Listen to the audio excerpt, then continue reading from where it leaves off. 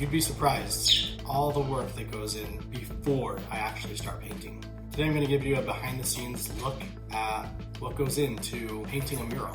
I finished the primer last week. This week I started actually painting. The primer was gray. Bright colors like yellow don't do well going right on top of gray. So basically the first step this week was getting a white foundational layer so that the yellow will pop and other colors that are bright. It didn't quite go as planned. I was thinking I was going to spend all week just painting. That didn't work out. A lot of the week was refining the design, the concept. I didn't want to just start painting without having something clear in my head and laid out of what was going to actually be on there. And there was a few things that just weren't quite feeling right. Well, there was a lot of time spent into that. Once I actually got out there, you don't really think about it, but here in Utah, right now, the middle of June, it's reaching low 90s. And if you're in Arizona, you're like, that's nothing. But I'm not able to get paint on well. It doesn't stick and it's not successful. If you try to apply paint on a 100-degree piece of metal. So I had to make sure that there was shade on it to keep it as cool as possible. So I brought my shade tent along. At least for the last couple weeks, it's been kind of windy. So there's gusts that come up and try to take my tent away. It's not the most ideal when it comes to things. It's kind of a love-hate relationship with the wind.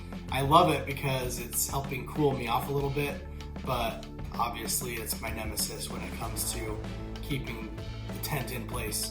So because of that, I definitely brought weights to hold the tent down, but still the wind was moving around and it just was not being helpful. I first attempted to record myself painting one side, or really two sides, like at a corner. I got all set up, was working with the tent, and then I remembered that I needed to go get something at the car.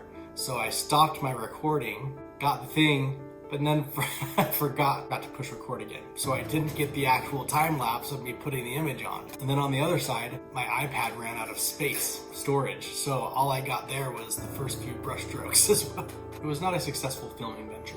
Turns out you can be too prepared artistically and not enough prepared technically.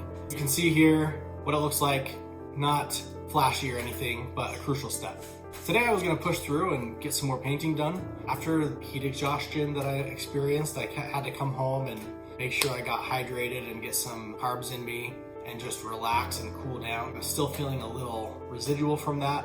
I think it'd be better to listen to my body, get back out at it next week. This is me choosing recovery over burnout. The mural's getting started. Thanks for being patient with the imperfect process. I'll bring you along every step of the way.